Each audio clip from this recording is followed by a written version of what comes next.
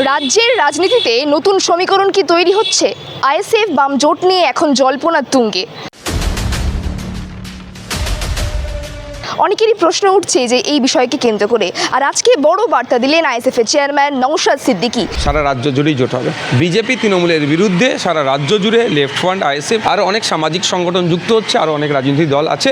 তিনি জানালেন রাজ্য জুড়ে জোটের প্রক্রিয়া চলছে। আমরা দেখুন ব্যক্তিগত কার ক্যারিশমাতে কত ভোট টানছে সেটা নয়, আমরা ঐক্যবদ্ধ ঐক্যবদ্ধ হয়ে আমরা সংখ্যালঘু থেকে সংখ্যাগুরু সমস্ত মানুষের ভোট আমাদের পক্ষে চাইছি। কিন্তু এই জোটের রূপরেখা কি? আসন সমঝোতা নাকি বৃহত্তর রাজনৈতিক সমন্বয়? এ সমস্ত প্রশ্নের উত্তর এখনো পুরোপুরি স্পষ্ট নয়। তাহলে ঠিক কি বললেন নওশাদ সিদ্দিকী? কয়েকটি সিটে ঐক্যমত আমরা হতে পারছি না। আমাদের সাথে অনেক রাজনৈতিক দল যোগাযোগ করেছিল, যারাই যোগাযোগ করেছে লাইক মাইন্ডেড যারা আছে, আমরা সরাসরি সেটা আমাদের চেয়ারম্যান স্যারের কাছে ফরওয়ার্ড করছি। 5 বছরে 5টা জেলাতে আমরা 5টা আরজিকর, পিজি, এনআরএসের মতো স্টার সরকারি হসপিটাল বানাবো। রমজান মাসে তৃণমূলের হানমাদরাও ছাড়ছে না, রোজাদারদের ওপর আক্রমণ চালাচ্ছে, মেরে মাথা টাথা ফাটিয়ে দিচ্ছে। আইএসএফ বাম আলোচনা ঠিক কত দূরে গেল? কি বললেন নওশাদ সিদ্দিকী? সরাসরি শোনাবো আপনাদের। হ্যাঁ, সিদ্ধান্ত অনেকটাই পৌঁছেছে, তবে চূড়ান্ত সিদ্ধান্ত আগামীকাল হবে। সিট ধরে ধরে জেলা ভিত্তিক এবং লোকসভা ভিত্তিকও আলোচনা হচ্ছে, কোন লোকসভাতে কারা কোন জায়গায় দাঁড়ালে ভালো হয়, মোবিলাইজ কীভাবে হয়, সে বিষয়টা নিয়ে আলোচনা আজকে দীর্ঘক্ষণ হয়েছে। আপনারা দেখেছেন প্রায় 2 ঘন্টার অধিক আমাদের আর মিটিংটা 2 ঘন্টা না 1.5 ঘন্টার অধিক মিটিংটা চলেছে আমাদের। আগামীকাল আবার আমরা টাইম দিয়েছে, আলোচনার মাধ্যমে উঠে এসেছে বিমান স্যার আমাদের, যিনি বামেদের চেয়ারম্যান স্যার আছেন। আগামীকাল বসে টোটালটা আমরা ফাইনাল করবো। কতগুলো আসন আপনারা দাবি করেছেন? মানে এখন দেখুন, আসন সংখ্যা তো এখন যেহেতু আলোচনার পর্যায়ে আছে, ফাইনাল চূড়ান্ত নেই। যখন চূড়ান্ত হবে প্রথম আমরা কত দাবি করেছিলাম আর কোন জায়গায় এসে দাঁড়ালাম সেটাও আমরা বলবো। হ্যাঁ, অবশ্যই অবশ্যই। কটা সিট নিয়ে কোনো প্রশ্ন নেই, দুপক্ষই আপনারা? হ্যাঁ, সে তো আছেই তো, মানে ঐক্যমত না, হ্যাঁ, অনেক ঐক্যমত হয়েছে। কয়েকটি সিটে ঐক্যমত আমরা হতে পারছি না। তা সেই সংখ্যাগুলো যখন একবারই ফাইনালি বলবো, বোথ সাইডই আমরা রিজিট ছিলাম বেশ কিছু সিটে, সেটা লেফট ফ্রন্টের দিকেও ছিল, আইএসএফের দিকেও ছিল, যে এই সিটগুলোকে আমরা আনকম্প্রোমাইজ যেটাকে বলে, বা এটাকে কনসিডার করতে পারবো না, সেগুলো আলোচনা হয়েছে, সেইগুলো আমরা মেনে নিয়েছি বোথ সাইড।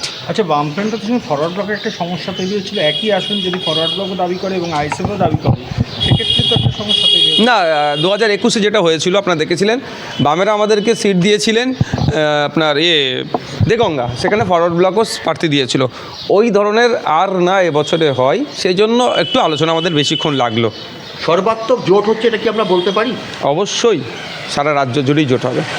বিজেপি তৃণমূলের বিরুদ্ধে সারা রাজ্য জুড়ে লেফট ফ্রন্ট, আইএসএফ আরও অনেক সামাজিক সংগঠন যুক্ত হচ্ছে, আরও অনেক রাজনৈতিক দল আছে, যেগুলো সময়ের সাথে সাথে পাবলিশ করবো আমরা। আপনারা তো বামেদের সঙ্গে আসছেন, এবং আলাদাভাবে অন্য কোনো সংগঠন, অন্য কোনো রাজনৈতিক দলের সঙ্গে আইএসএফ কি আলাদাভাবে? না, যারা আসছে সেটা আলোচনা করতে আসছে, আমরা সবকেই বামেদের কাছে পাঠিয়ে দিচ্ছি, যে বামেদের যেহেতু চেয়ারম্যান আমাদের one of the senior most politician West বেঙ্গলের বিমান বসু স্যার, তার কাছে আমরা ফরওয়ার্ড করছি। আচ্ছা, এবারে না, সেইগুলো পাবলিক ডোমেন এখন বলবো না, যখন পাবলিশ করবো, যখন ফাইনালাইজড হয়ে যাবে সেগুলো বলবো। এবারে কোনো রাজনৈতিক দল কি আপনাদের সঙ্গে যোগাযোগ করেছিল? আমাদের সাথে অনেক রাজনৈতিক দল যোগাযোগ করেছিল, যারাই যোগাযোগ করেছে লাইক মাইন্ডেড যারা আছে, আমরা সরাসরি সেটা আমাদের চেয়ারম্যান স্যারের কাছে ফরওয়ার্ড করছি। Thank you. অশান্তির দিক দিয়ে বলেন, তাহলে কত শতাংশ সিটে আর কোনো সমস্যা নেই?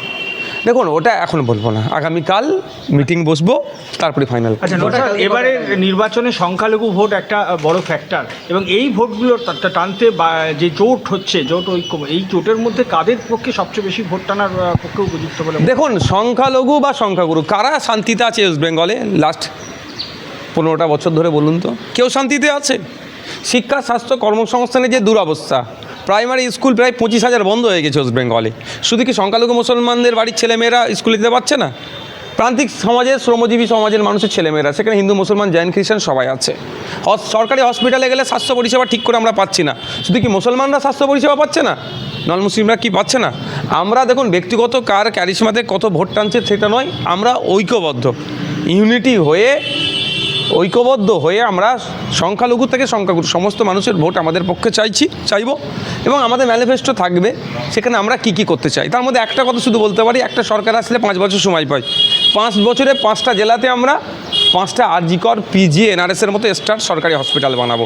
এই ধরনের আমার ম্যানিফেস্টোতে আমাদের অনেক কিছু থাকবে, সেটা সময়ের সাথে সাথে পাবলিশ হবে। 21-এর তুলনায় কি 26-এ আপনারা অন্য জায়গাতেও আসন অবশ্যই বিগত 5 বছর ধরে আমরা তো মাঠে ময়দানে থেকে লড়াই করেছি। গতকাল রাত পর্যন্ত আমাদের উপর আক্রমণ চালিয়েছে ভাঙড়ে, আপনারা দেখেছেন। শুধু ভাঙড় না, রাজ্যের বিভিন্ন প্রান্তে আমাদের উপর আক্রমণ চালাচ্ছে। রমজান মাসে তৃণমূলের হারমাদ্রাও ছাড়ছে না, রোজাদারদের উপর আক্রমণ চালাচ্ছে, মেরে মাথা টাথা ফাটিয়ে দিচ্ছে। সুতরাং আমাদের সংগঠন ব্যাপক হয়েছে বলেই তাদের মার খেতে হচ্ছে। স্বাভাবিকভাবে প্রার্থীগুলো তো তার ভ্যারিয়াস জায়গাতেই আমরা দেবো। হুমায়ুন কবির 26-এ কি আবার নৌশাদ সিদ্দিকী ভাঙড়ি? আমাদের পার্টি ডিসাইড করবে, আছে নেতৃত্বরা, পার্টির কোর কমিটি, রাজ্য কমিটি আলোচনার ভিত্তিতে হবে। হুমায়ুন কবির কি ফ্যাক্টর কোনোভাবে? দেখুন, আমি ওই বিষয়ে এক মুহূর্তে মুখ খুলব না। ঠিক।